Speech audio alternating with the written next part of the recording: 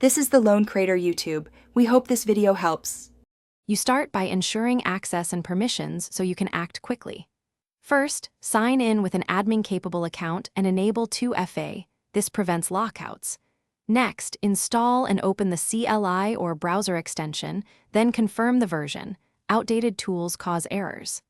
Once done, create the workspace by specifying a concise name, selecting region, and applying a template. Make sure to set initial quotas like CPU and storage, so teams can onboard without waiting.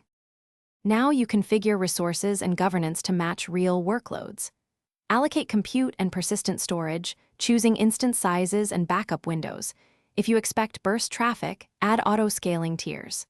Then, set up network boundaries, VPC, subnets, private endpoints, and strict firewall rules. This protects traffic. After that, define RBAC roles and policies for least privilege, wire in secrets management, and connect automation like CI/CD webhooks so deployments are repeatable and auditable. These steps reduce surprises during scaling. Finish by deploying a sample app and validating behavior so you confirm the environment works. Run smoke tests, inspect logs, and query health endpoints. Use metrics dashboards to watch CPU, memory, latency, and error rates. Once stable, set alert thresholds and retention to catch regressions. If issues occur, first verify IAM permissions, network routes, and subscription quotas. These are frequent culprits. If needed, restart affected services or roll back the last change.